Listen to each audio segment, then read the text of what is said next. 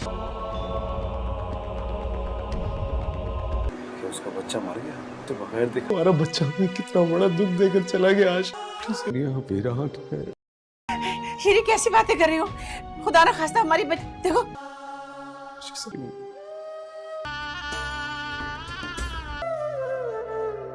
दोस्तों drama serial कभी मैं कभी तुम जिसमें आप लोग देखने वाले हैं, ये ड्रामा बहुत ही इंटरेस्टिंग बन चुका है। अब मुस्तफ़ा के पास पछताने के सिवा और कुछ नहीं है। वो तो शजीना को ये तक नहीं बता पाता कि उसका बच्चा अब इस दुनिया में नहीं है, क्योंकि एक तरफ से ये मुस्तफ़ा को एक बहुत बड़ी सज़ा है कि शजीना उसके साथ अब नहीं है। क्योंकि शजीना जिस हालात से अपने बच्चे के साथ लड़ रही थी वो मुस्तफ़ा को तो बिल्कुल पता ही नहीं था। वो तो अपने पैसे कमाने में इतना बिजी था, हालांकि वो अपने बीवी और बच्चों के लिए इतनी सारी मेहनत कर रहा था, उसका खुद का कोई भी इंटरेस्ट नहीं था। लेकिन वो पैसों के पीछे इतना पागल हो चुका था कि उसे पता ही नहीं था कि उसकी बीवी के साथ क्या कंडीशन है और किस तरह से अपनी कंडीशन को संभाल रही है।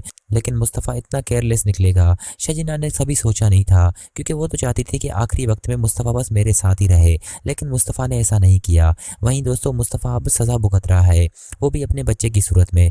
एक तरफ उसका बच्चा मर गया और दूसरी तरफ शजीना हॉस्पिटल में है, और बस कुछ ही लम्हात में शायद शजीना के साथ बहुत बुरा हो जाए और मुस्तफ़ा अपने आप को कभी माफ़ नहीं कर पाए। लेकिन दोस्तों यहाँ पे ड्रामे में एक ज़बरदस्त ट्विस्ट दिखाया जाएगा कि शजीना को कुछ नहीं होगा, और बहुत ही जल्द शजीना जब होश में आएगी तो मुस्तफ़ा से पहला ही सवाल यही करेगी कि मेरा बच्चा कहाँ है, मेरा बच्चा तो ठीक है ना। लेकिन मुस्तफ़ा उसे रोकर रहेगा कि हम अपने बच्चे को नहीं बचा सके। यहाँ पर शजीना मुस्तफ़ा पर बहुत गुस्सा करती है और बहुत रोती है कि मैंने तुम्हें कहा भी था, लेकिन तुम पैसों के पीछे इतना भाग गए कि तुमने बीवी और बच्चों का बिल्कुल ही नहीं सोचा। लेकिन यहाँ पर दोस्तों मुस्तफ़ा भी अगर क्या करता, वो भी अपने फ्यूचर के लिए काफ़ी कुछ जमा करने चाह रहा था कि हमारा घर हो, और अच्छा फ्यूचर सिक्योर करने के लिए वो मेहनत कर रहा था। लेकिन उसे क्या पता कि उसकी बीवी और बच्चे के साथ ये सब हो जाएगा। लेकिन अब देखना ये होगा कि मुस्तफ़ा शजीना को किस तरह से मना पाएगा, क्योंकि साथ ही साथ उसके घर वाले भी हॉस्पिटल आ जाएंगे। यहाँ पर एक तरफ शजीना के घर वाले हॉस्पिटल में होंगे और दूसरी तरफ इफ्तिखार और शगुफ्ता भी हॉस्पिटल पहुंच जाएंगे। अब देखना ये होगा कि किस तरह शजीना मुस्तफ़ा को माफ़ करेगी, क्योंकि माफ़ करने वाली बात तो बिल्कुल नहीं है, वो मुस्तफ़ा को इतनी जल्दी माफ़ नहीं करेगी। लेकिन दोस्तों मुस्तफ़ा के घर वाले और शजीना के घर वाले फिलहाल तो मुस्तफ़ा और शजीना को हौसला देंगे कि बेहतर है कि तुम्हारी जान बच गई।